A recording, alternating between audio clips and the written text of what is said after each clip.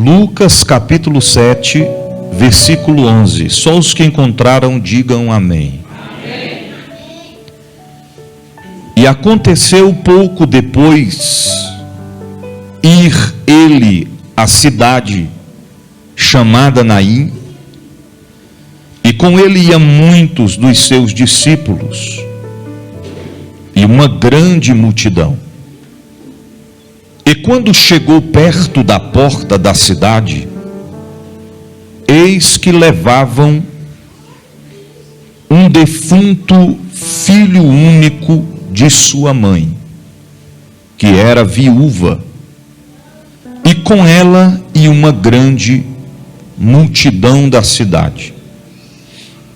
E vendo-a, o Senhor moveu-se de íntima compaixão por ela e disse-lhe: não chores. O que o Senhor disse? Não chores. O que o Senhor disse? Não chores. Podeis assentar? Senhor Deus, nos envolve com a Tua presença nessa noite para receber aquilo que o Senhor quer falar conosco, porque a Tua palavra é a maior profecia na vida do homem e da mulher. Tira, Senhor, toda distração e que nós possamos abrir o nosso coração nesta noite para receber a Tua palavra, e nós Te louvaremos. Amém e amém. Meus irmãos, nós estamos diante de uma das passagens bíblicas mais conhecidas da igreja. Quem nunca ouviu falar sobre a viúva de Naim? Essa tarde, ao meditar nesta palavra, o Senhor falou poderosamente ao meu coração. Existe muitas vezes em nossas vidas que nos deparamos com acontecimentos em que nós não conseguimos entender, compreender a forma em que Deus age quando se depara diante dos nossos problemas. Por isso hoje nós vamos compreender um pouco sobre a soberania de Deus através da história da viúva de Naim. Em outras palavras, na maioria das vezes almejamos que Deus faça algo, e o algo que nós esperamos Deus acaba fazendo, mas de uma forma completamente diferente. Queremos um milagre no nosso tempo, mas Deus vai fazer, mas é no tempo dele.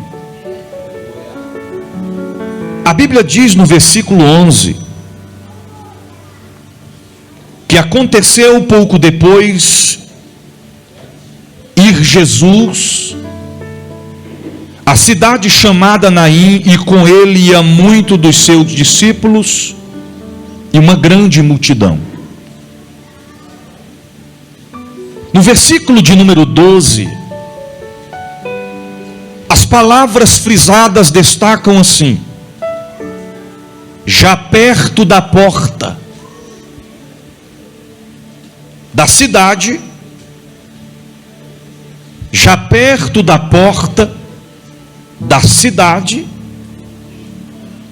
Por que é que a escrita do texto faz questão de mencionar já perto da porta da cidade? Quem conhece da história de Naim sabe que só existia um acesso para a cidade de Naim. Só existia uma porta. Por esta porta entrava e por ela saía. Então não era muito difícil de quem estava saindo se encontrar com quem estava entrando. Só que o diferencial é que quem vai entrar aqui agora não era quem residia em Naim, não era quem habitava em Naim. E a Bíblia diz claramente, já perto da porta da cidade. Se era perto da porta da cidade, estava bem próximo para quem estivesse saindo ter o acesso à saída, e quem estava chegando próximo para entrar na cidade.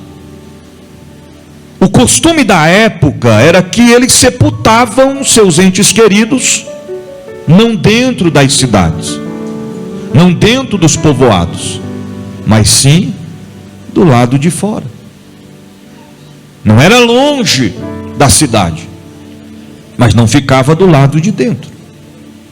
Significa que eles estavam perto de onde o filho da viúva seria sepultado.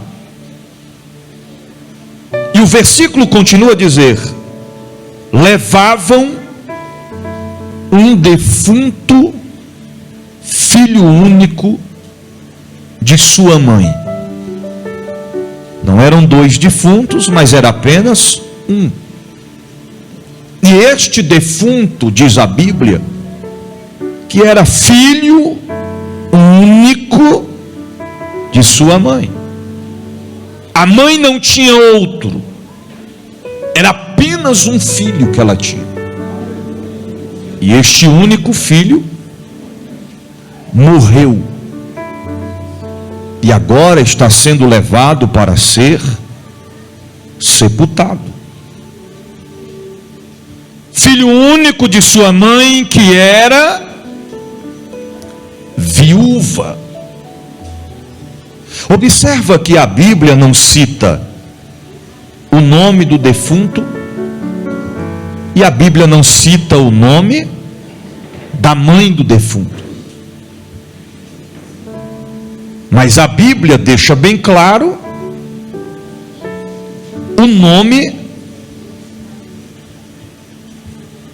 da cidade.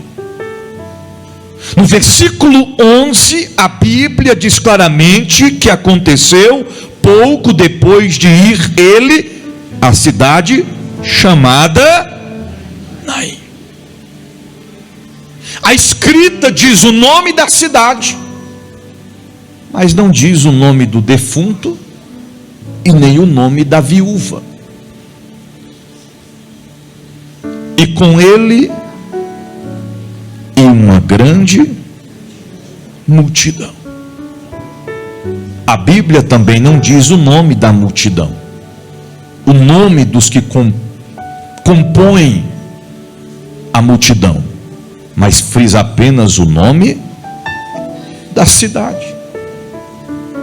No versículo de número 13, a Bíblia diz assim: vendo-a o Senhor, moveu-se de íntima compaixão por ela. Irmãos, Jesus não fixou os olhos no defunto. Jesus não fixou os olhos na multidão. Jesus não fixou os olhos na porta da cidade. Mas a Bíblia diz: vendo-a, o Senhor moveu-se de íntima compaixão por ela. Em outras palavras, uma multidão acompanhando Jesus, se aproximando da porta para entrar, outra multidão se aproximando da porta para sair. A multidão que vem para sair leva o defunto. Jesus está sendo seguido por uma multidão. Eles se encontram de frente. Jesus fixa os seus olhos na viúva e moveu-se de íntima compaixão por ela e disse-lhe: não chores. Jesus disse claramente: não chores. Em vida terrena existe uma dor maior do que a dor de uma mãe que perde um filho. Porque mãe que é mãe, ela dá a própria vida pelo filho. A dor que esta mulher estava sentindo, somente Deus e ela poderia descrever. Agora, como é que uma mulher que perdera o filho, que está sendo levado para ser sepultado, recebe uma palavra, e a palavra é: não chores? Irmãos, é impossível não chorar. Às vezes a gente acompanha sepultamento de terceiros. Quando eu falo terceiros, é porque não é pessoas da família, conhecidos. Eu não sei os irmãos, a não ser que tem dentre nós alguém que tenha o coração de pedra. Que eu já fui em sepultamento de pessoas que distantes de mim, mas ao ver a família chorando, aquele desespero, aquela aflição, aquela tristeza, eu não consegui conter as lágrimas. E tem como explicar isso? Alguém dizer: tu está chorando por alguém que tu nem conhece, não é nem pelo falecido, mas pela dor do nosso próximo. Porque a Bíblia diz que nós temos que se alegrar com os que se alegram, mas também chorar com os que choram, de forma, de natureza, que a dor do nosso irmão seja a nossa dor também. De início, Jesus poderia chegar e já dizer no automático: levanta, direto para o defunto e não para a mãe. Mas ele vai até a mãe e diz: não chores. Parece tão simples, né? Parece uma coisa tão vaga. E se fosse nós? Se fosse eu, se fosse você, e você escutasse a voz de Deus dizendo para você, na hora da dor: não chores. Meu irmão, tem gente que pode até não chorar por fora, não demonstrar por fora, mas chora por dentro.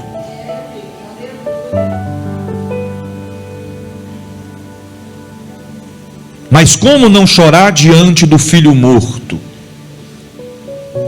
Quem foi que disse para a mulher não chorar? Jesus. Ele disse: não chores. E não foi somente nesta passagem bíblica que o Senhor disse para alguém não chorar.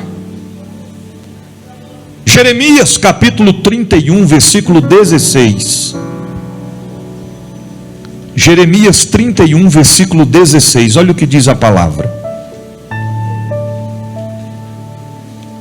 Por intermédio do profeta Jeremias, olha o que o Senhor fala: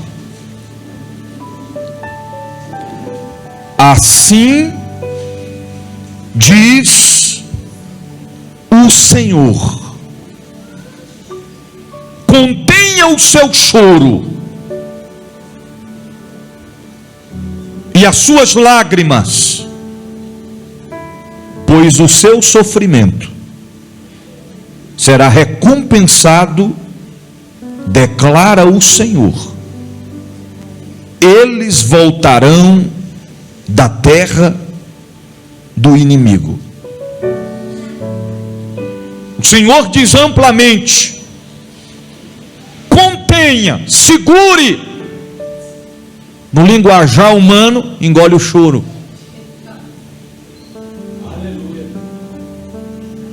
Eu nunca entendi esse mistério, mas a gente, quando pai e mãe falavam, a gente tinha que engolir, sem mastigar.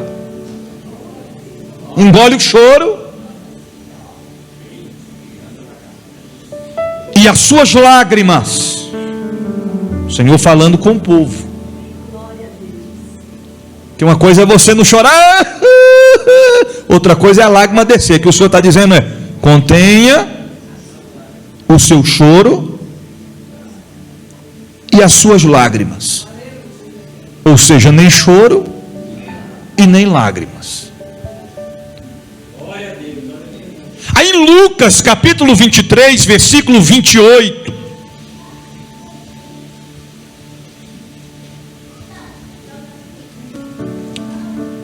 Jesus diz assim: porém, voltando-se para elas, disse: filhas de Jerusalém,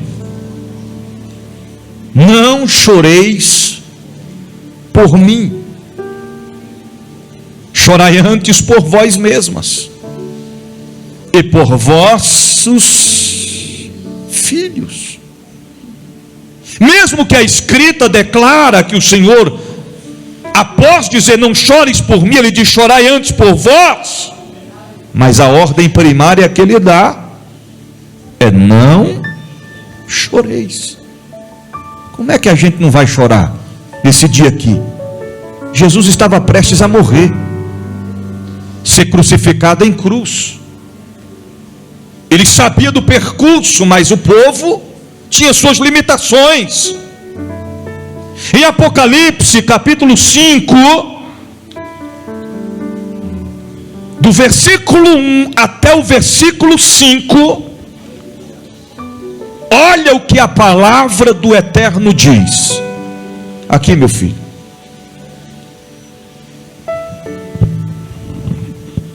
Do versículo 1 ao versículo 5. Pode ler, pastor Francisco.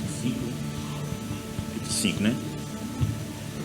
E vi na destra do que estava assentado sobre o trono um livro escrito por dentro e por fora, selado com 7 selos.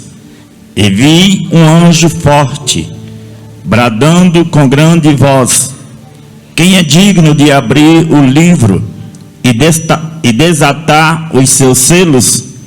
E ninguém no céu, nem na terra, nem debaixo da terra podia abrir o livro, nem olhar para ele. E eu chorava muito, porque ninguém fora achado digno de abrir o livro, nem de o ler, nem de olhar para ele. E disse-me um dos anciãos: não chores, eis aqui o leão da tribo de Judá, a raiz de Davi, que venceu para abrir o livro e desatar os seus 7 selos. Ok. Então João está tendo as visões. Ele está vendo que ninguém foi capaz de abrir o livro e desatar os selos. Aí João entra em desespero. Imagina João: quem vai abrir? Aí um dos anciões levanta e diz: João, não chores. O Senhor vai abrir, João. Em outras palavras, João, engole o choro.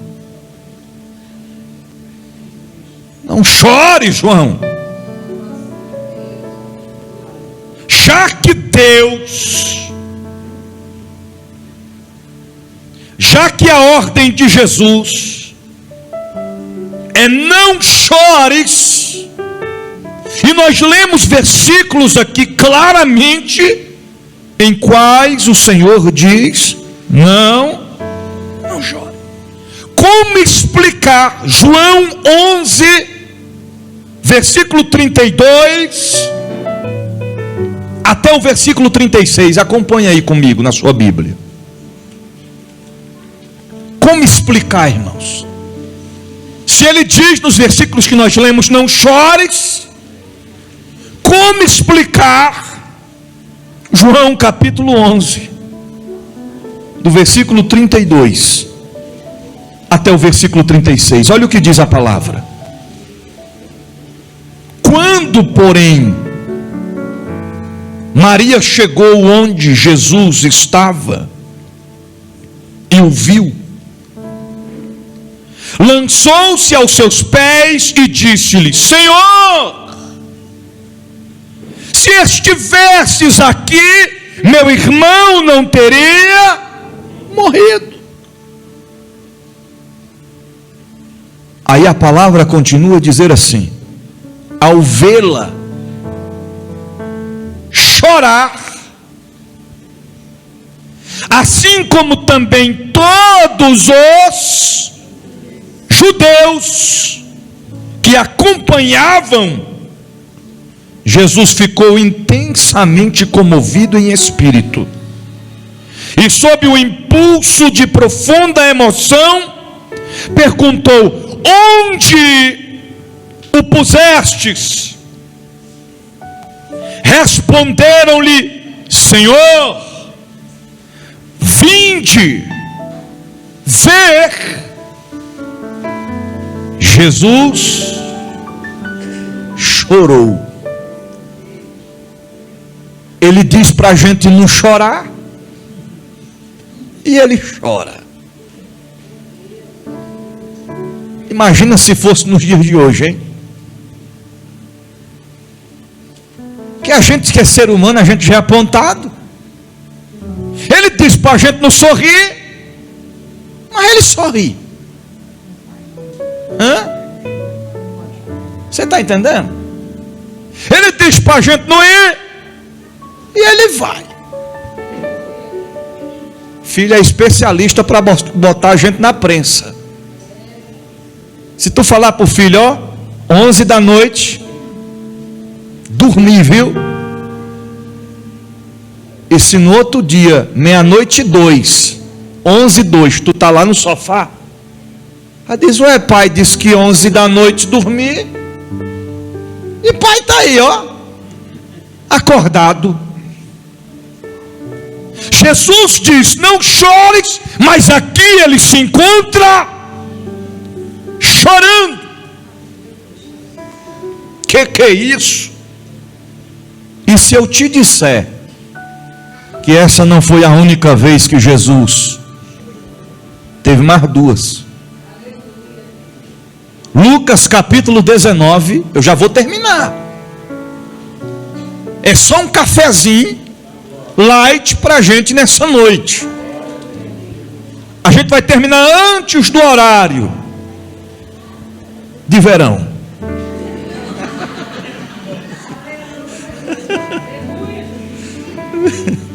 Lucas capítulo 19,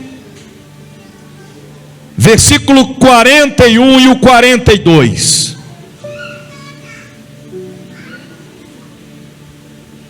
Aproximando-se ainda mais, Jesus contemplou Jerusalém e chorou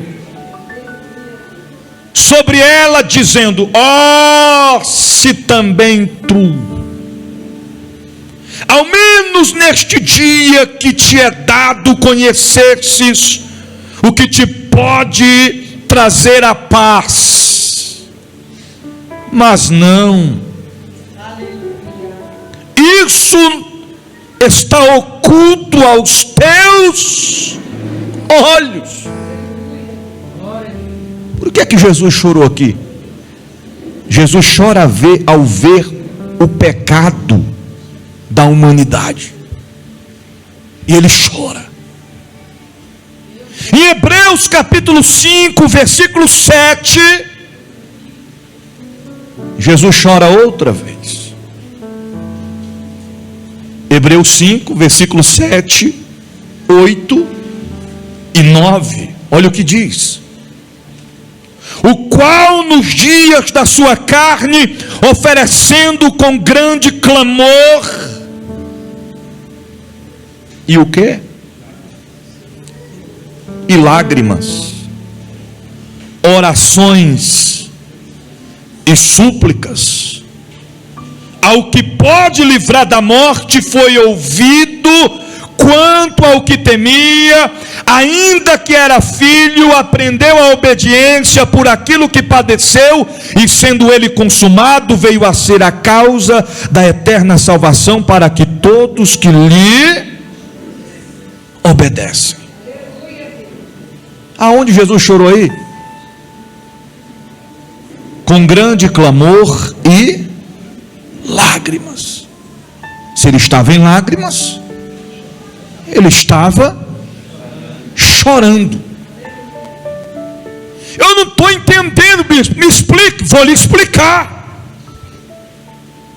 O mestre diz claramente nos versículos anteriores que nós lemos, dizendo: não chores, não chores, não chores. E agora nós contemplamos pelo menos 3 vezes o próprio Senhor chorando. Qual é a diferença?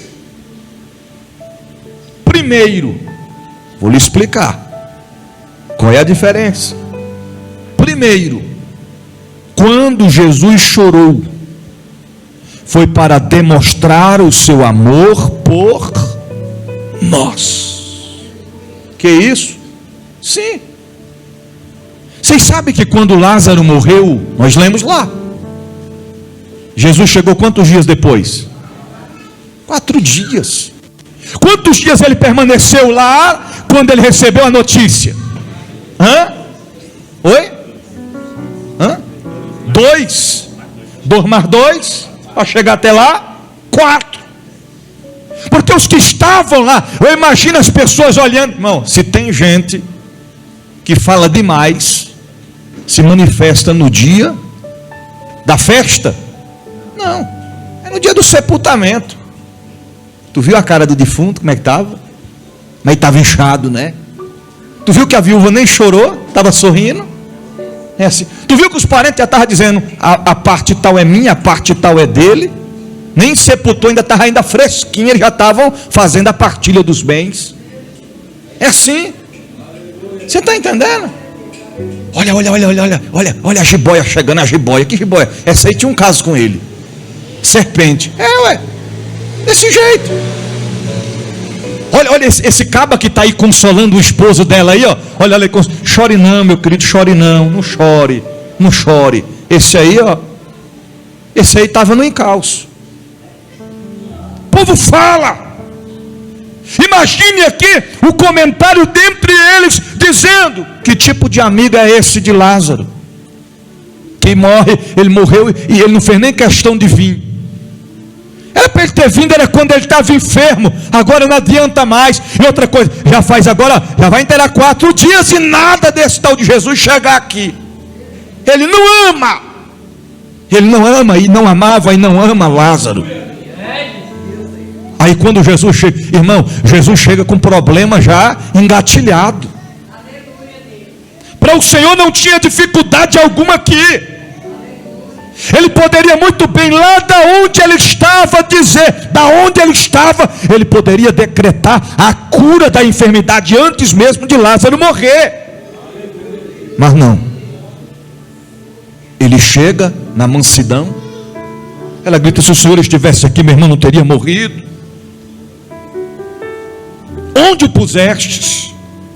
Jesus, vendo ela chorando, os judeus todos chorando, Jesus chorou.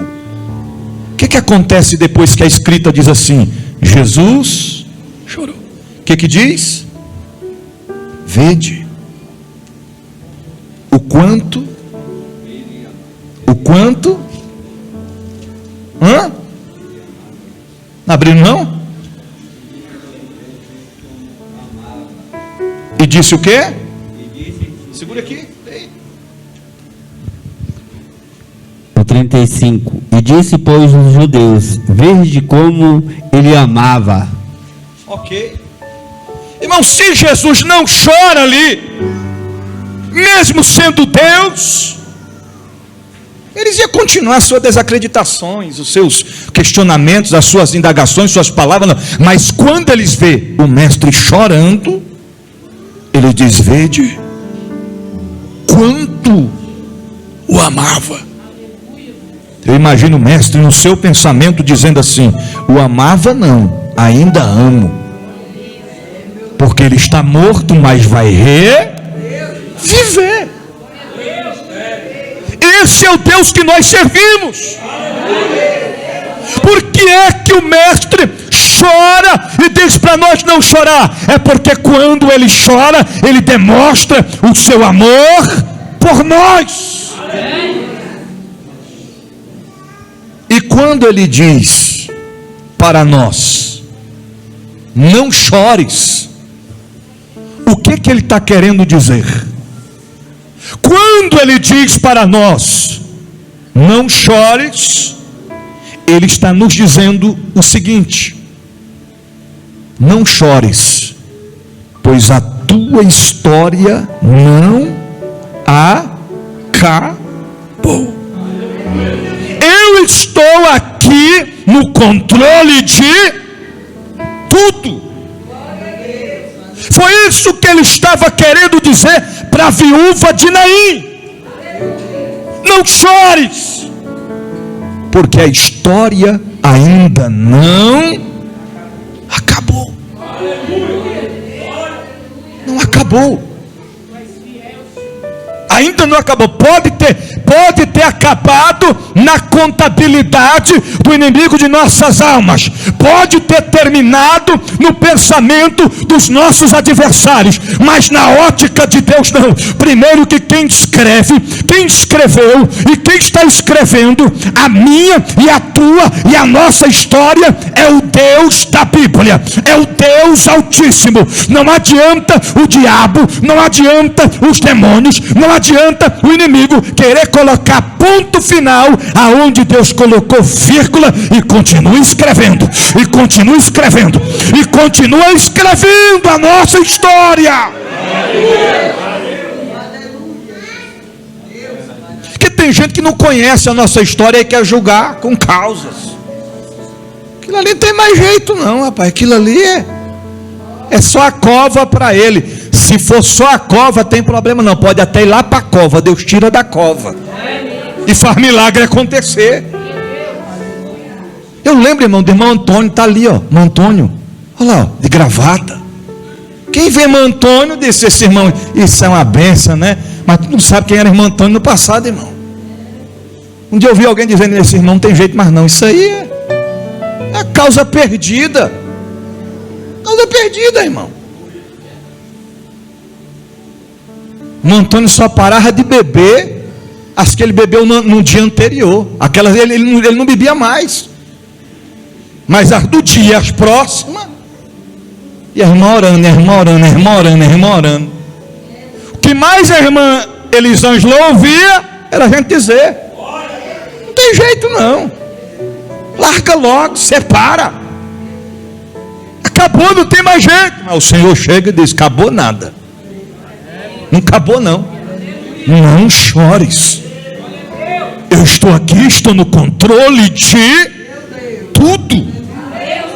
A gente é que pensa que acabou, que não tem mais jeito, que não tem possibilidade. Irmão, se for necessário, se for preciso, Deus quebrar o vaso todinho e amassar, Ele quebra e amassa, mas Ele faz de novo. Mas a história não acabou. Acabou não. Quem é nordestino sabe do que eu vou falar aqui. Quando tem sepultamento naqueles povoados lá no Nordeste, irmão, a expectativa do coveiro não é outra. Ele fica torcendo para o defunto chegar mais do que a família. Que chegue logo, que chegue, que chegue, que chegue. Para quê? Para sepultar e ir embora para casa. Para concluir a tarefa. Naim não era uma cidade grande. Naim estava mais para um povoado. Eu imagino os coveiros lá no cemitério esperando, dizendo: e esse corpo está demorando chegar, e não chega, e a gente está doidinho para ir para casa, para descansar. Cadê esse povo? Não, a gente já ouviu notícia, diz que está vindo uma grande multidão, está trazendo o defunto para cá, já a gente sepulta e a gente vai embora para casa, e o negócio não chega, porque quem chegou primeiro foi Jesus. E o que Jesus disse para a mulher? Não chores. Eu sei que é chato que só, mas olha para o seu irmão e diga para ele: não chores.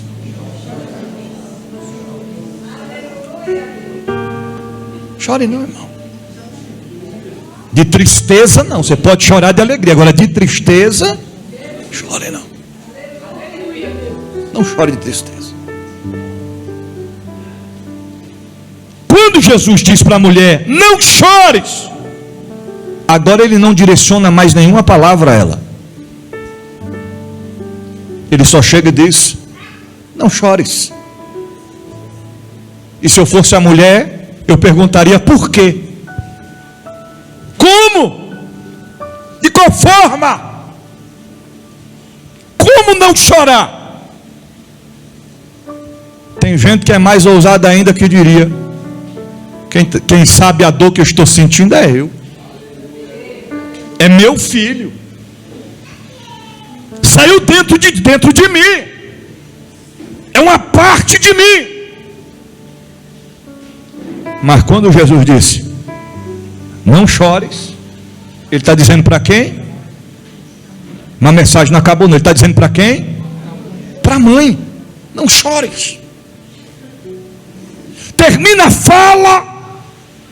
A escrita é meio que nordestino, porque diz assim: e chegando-se. E o que? Chegando-se. Jesus foi chegando-se. Em outras palavras, foi se aproximando. Aproximando de quê? Do esquife ou do caixão. Achegando-se, tocou. Só que ele não toca de imediato o defunto, ele toca o esquife. Quando ele toca o esquife, a Bíblia diz assim: que os que o levaram, os que o levavam, pararam. Ele não pediu para parar, só disse para a mãe não chorar. Quando ele põe a mão, o esquife, e os que carregavam o esquife, fez o que, irmãos? Pararam. Eles estão levando o caixão, o esquife, o defunto está dentro, mas quando Jesus se aproxima, e quando Jesus coloca a mão, o que eles fazem? O que eles fazem, irmãos? Irmão, isso é uma palavra revelada. Fique ligado, você vai entender. Se Jesus não tivesse colocado a mão, eles tinham parado? Eles tinham para onde? Para onde? Fazer o quê? Sepultar. Não entendi. Eu não compreendi, vou lhe explicar. Enquanto tiver no nosso controle, às vezes, irmão, nós mesmos, não é o inimigo, nós mesmos, às vezes nós mesmos, estamos conduzindo a nossa vida, e de quem está em nossa volta, para o caminho errado, de maneira errada. Mas quando o Senhor colocar a mão,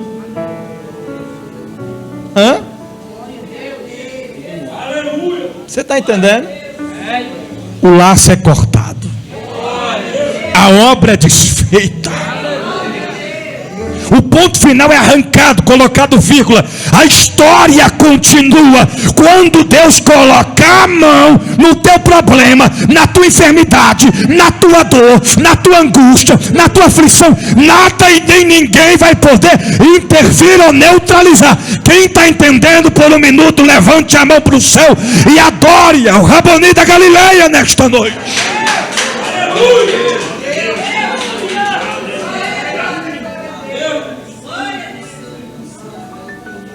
O problema é que tem momentos que o Senhor coloca a mão, aí a gente vai lá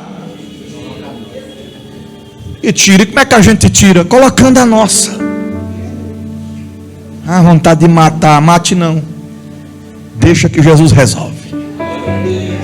Que vontade de pegar pelo pescoço. Essa cara cínica. Olha a cara disso. Finge que nada aconteceu. Deus sabe, irmão. Não põe tua mão não. Deixa Deus trabalhar. Quando a gente tenta fazer do nosso jeito, meu irmão, o negócio não dá certo não. Que nem mãe e pai pode não ser pregador, pode não, mas quando o pai e mãe falam assim: minha filha, se retire de campo, essa partida não é para você.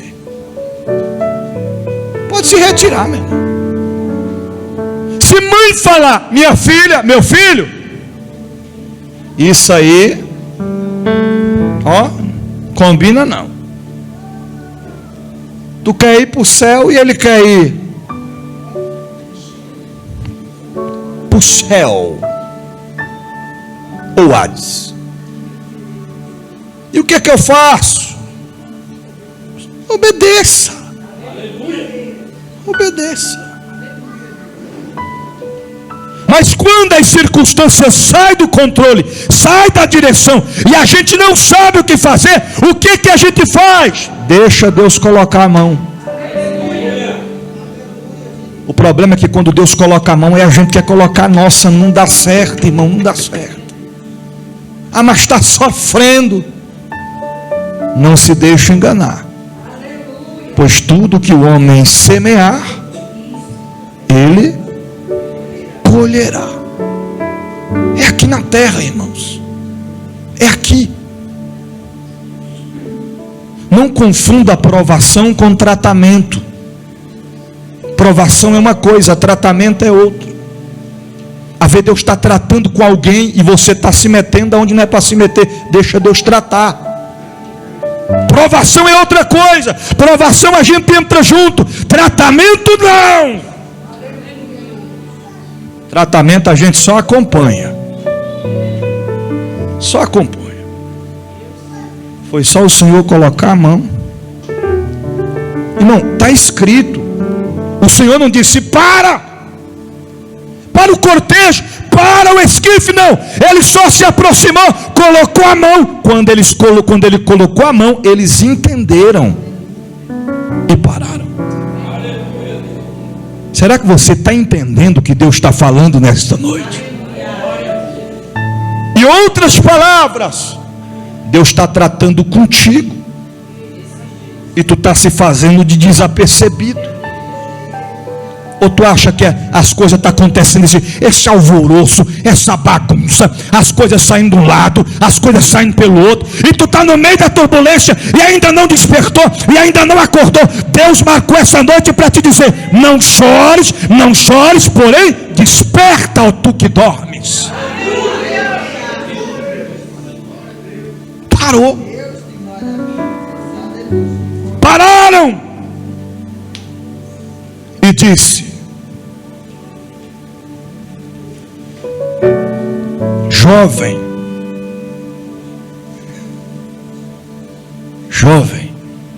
eu amo a escrita. A conclusão é poderosa, mas olha a escrita. Jovem, eu te digo, levanta-te. O defunto no esquife, de olhos fechados. Eu disse, eu vou logo dizer para ele quem é. Quem está dando a ordem. Não é quem está carregando. Não é quem está chorando. Não é quem está na cova. Quem está dando a ordem sou eu, jovem. Eu te digo, levanta-te. Jovem, eu te digo, levanta-te. Deus está falando para alguém nessa noite. Sou eu, não é o bispo, não é o pregador. Sou eu que eu estou te dizendo hoje. Levanta-te, levanta-te, levanta-te, levanta-te, levanta-te, diz o Senhor.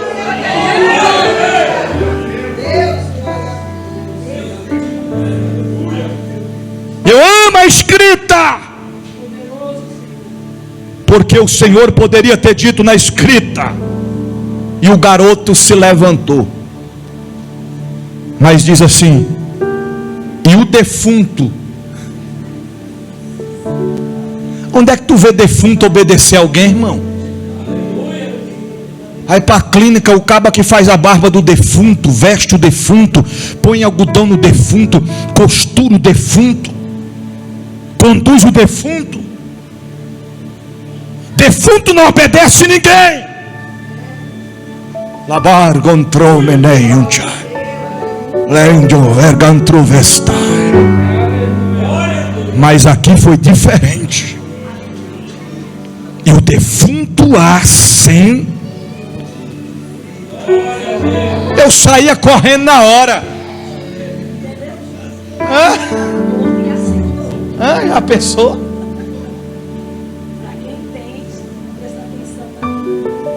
Só quem é espiritual entende isso aqui, irmão.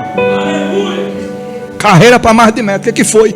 Não sabe não o que foi. A gente está acompanhando o cortejo para sepultar o filho da viúva. Chegou um camarada lá, nem sei da onde ele apareceu, da onde ele veio, já foi falando para a mãe não chorar. Eu achei um desaforo, a mulher chorando, perca do filho, a dor profunda. Ele chega do nada e diz para a mulher, não chora, e depois não fala mais nada, se aproxima do esquife, toca no esquife, os que estavam levando pararam, aí ele brada dizendo, jovem, eu te digo, sou eu te digo, levanta-te. E quando pensa que não, mulher, tu não acredita, o que foi? O defunto se assentou. E o que aconteceu? Mas eu não sei, porque eu saí correndo, não vi. Quando vi assim, alguma coisa aconteceu, o defunto depois deve ter tombado novamente, porque não permaneceu lá, porque a Bíblia diz assim, assentou-se e começou. Se só assentasse, tu já corria, quanto mais fala. E o que mais é profundo, que a Bíblia não diz o que ele falou, mas eu imagino ele dizendo assim, mamãe, estou vivo, ainda não acabou. Quem sabe, pastor Francisco, o garoto se assentou, olhou para a mãe e disse, mãe, não chores.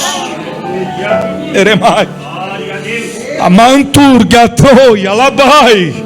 Começou a falar e o entregou a sua. Imagina o senhor dizendo, está aqui, ó, leve para casa. Eu não te disse para tu não chorar. A história não acabou. E a Bíblia diz assim, concluindo, e todos, não foi uma partícula, não foi um pequeno grupo, e todos se apoderou o temor. E o que eles faziam?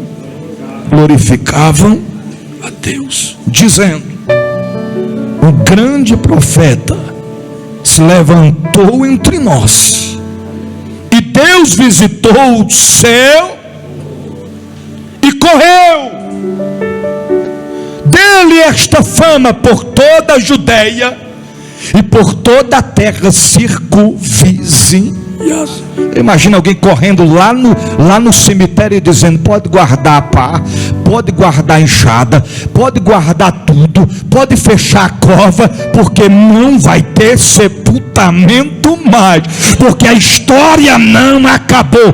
Jesus chegou, e aonde ele chega, a morte tem que bater em retirada, porque ele é Deus, porque ele tem o controle de tudo e de todas as coisas. Quantos profetas que foram levantados por Deus e a morte ceifou eles? Quantos? Tem um homem que a Bíblia diz assim, que andava com o Senhor, andava com Deus, e o Senhor tomou, quem era? Enoque. O Senhor tomou para si, andava com quem? Eu imagino que a morte era doidinha para pegar Enoque. Tentava encontrar Enoque desapercebido ou distante do Senhor, mas não tinha como, só andava com Deus. Não teve escapatória. A morte tentou, mas não conseguia, porque Enoque andava com Deus. Aí Deus tomou para si. Aí vem outro profeta, de nome Elias, usado por Deus. O cabo que dizia, desce fogo do céu, e o fogo descia. O cabo que batia com a capa assim, e as águas se abriam. O cabo que dizia, responde com fogo, e Deus respondia com fogo. Por conta de uma ameaça de Jezabel. A Bíblia diz que ele foi para onde, pastor Francisco? Por conta da ameaça ele foi para onde? Para a caverna. E depois da caverna? Não entendi, eu vou lhe explicar. Jezabel disse assim, como diz os deuses, que amanhã, a esta hora, eu não fazer contigo assim como aconteceu com os profetas. Imagina o Senhor olhando de cima a baixo, dizendo, Jezabel, está ameaçando matar meu servo, e a morte doidinha para ceifar. Imagina o Senhor olhando, dizendo, tem problema não, só por conta das palavras de Jezabel, a morte não ceifa, a morte não mata, a morte não pega. Meu irmão, o Senhor chama uma carruagem de fogo, não era um Uber, carruagem de fogo. Aleluia. Elias disse para Eliseu, peça-me o último pedido, porque eu estou indo embora. Ele disse, eu quero porção dobrada. Ele disse, se tu me vê, quando a gente se separar, está feito. Aí a Bíblia diz que vem a carruagem de fogo, pega Elias, aí vem um redemoinho de fogo,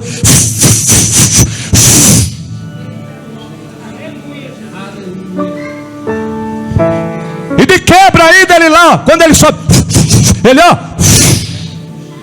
joga a capa, para Eliseu continuar a história.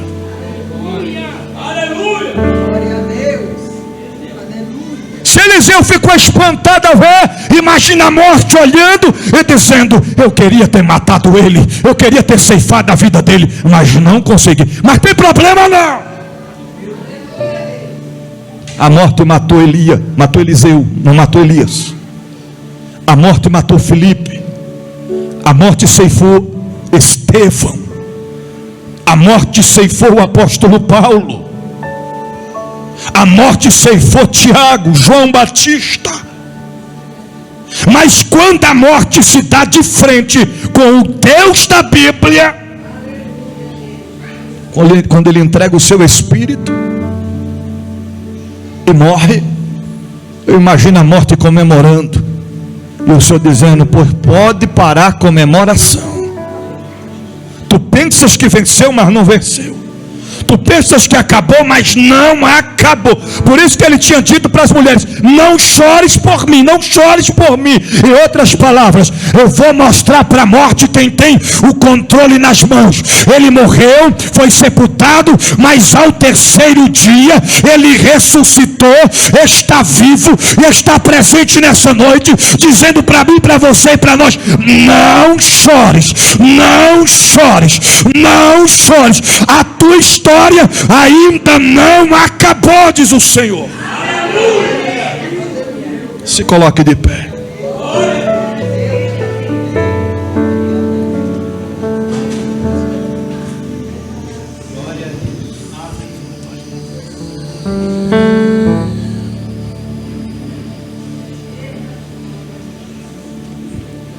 Que dia é hoje? Que dia é hoje? 12 de janeiro de 2000 e... A partir de hoje, 21 horas e 1 minuto, Deus está entrando na tua casa. Quer dizer que ele não estava não, bispo? Estava, mas eu estou falando diferentemente, você vai entender. Deus está entrando em sua casa, está colocando o que, irmãos? A mão. E quando tu vai perceber, daqui em diante tu vai perceber o que Deus vai começar a fazer. Ele vai espremer, vai ter hora que vai sangrar, vai ter hora que vai doer. Mas pelo amor de Deus, não coloque a tua mão. Deixa Deus trabalhar. E quando chegar para tu para pedir ajuda, diga: ô Senhor, bem que eu queria lhe ajudar, mas não posso. Você está entendendo? Por quê? Porque se tu colocar a mão, o milagre não vai acontecer. Ele não vai levantar. Ele não vai falar o que tem que falar, da forma que tem que falar. Mas quando o Senhor colocar a mão, aí o negócio vai começar a acontecer. Mas primeiro o Senhor vai espremer, porque quando Ele coloca a mão dele, irmão, a mão de Deus não é a mão do homem, não. É não. É não. Lá o equermiantando carabachento. Que fique registrado esta noite, que fique registrado esta palavra. Assim diz o Senhor: deixa Deus trabalhar. Aí quando Ele colocar a mão e colocar tudo nos devido lugar, aí Ele vai devolver nas tuas mãos da forma que você pediu, da forma que você clamou a Deus, porque Ele anotou, Ele escreveu tudinho.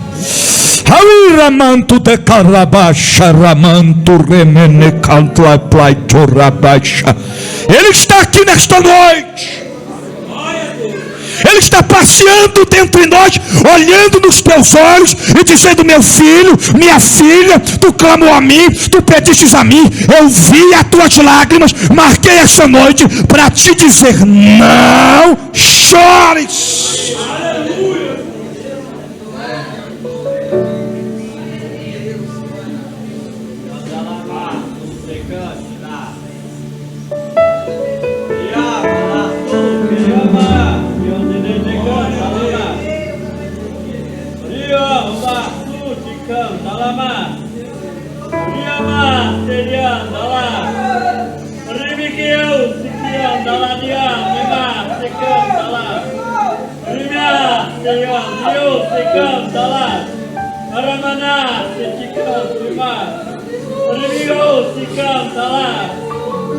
Deus é amor, mas também é justiça. Entenda por que é que Deus colocou esta palavra no meu coração nesta noite.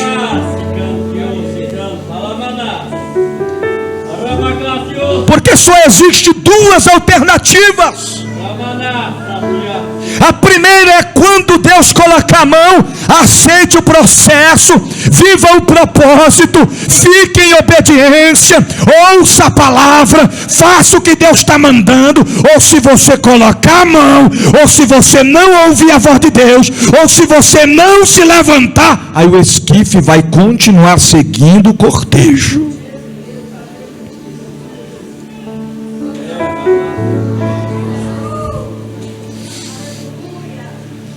Teramancho, Teramecauas. Eu sinto cheiro de flores aqui nesta noite. Naramando do Camantarabaxa Rabacachunda Rabai. Declendo no Ramando de Rabaxera Mantro Terabacanta Labas. Meninanto de Arabaias, Tiromanto. Clevarga chorra menefa. Calaiste flas. Aonde você estiver, curve a tua cabeça agora. Feche os teus olhos.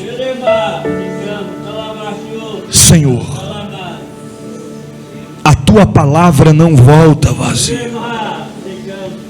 Cumpre em nós o teu propósito. Faz o teu querer. E nós te louvaremos. Porque a tua palavra é fiel. A tua palavra é eficaz. E não volta vazia. Nós te louvamos. Nós te adoramos.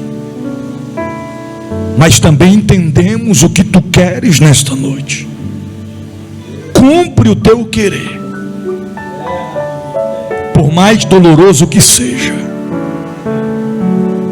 Nos prepara para vivenciar o melhor de ti para nós. E nós te renderemos graças. Em o nome do Senhor Jesus. Amém e amém. Você pode dizer amém?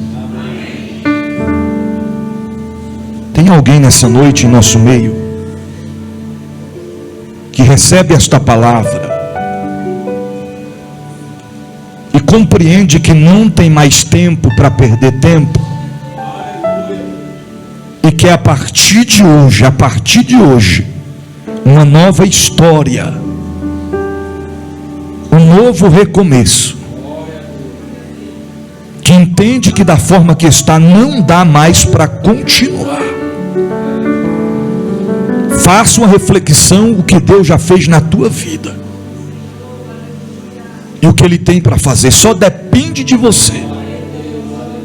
Se tiver alguém nessa noite que queira fazer uma aliança com o Senhor Jesus, sai do teu lugar e vem aqui na frente. Eu quero orar por você.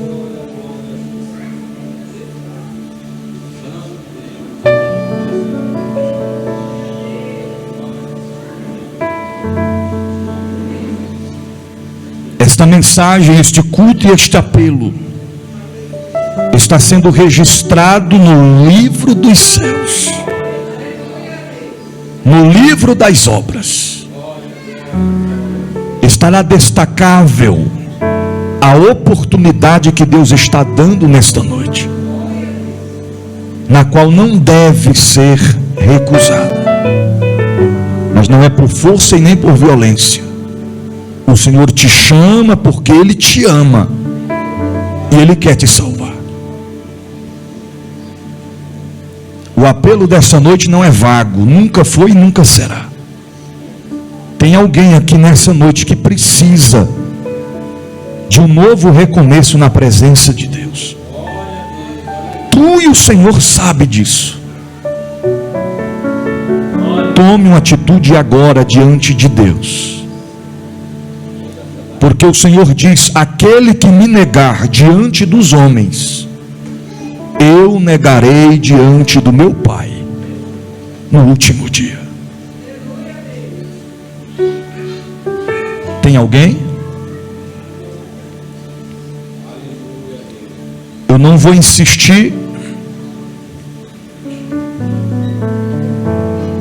porque o meu Deus é um Deus de oportunidades, mas Ele entende que tem que ser voluntariamente. Não tem, todos estão firmados, a trombeta pode soar, nós pode deitar e acordar amanhã no paraíso, na cidade santa. Glória a Jesus por isso. Guarde esta palavra no teu coração. Uma vez guardando-a, coloque em prática, porque não podemos ser apenas ouvintes, mas sim praticantes da palavra do Senhor Jesus.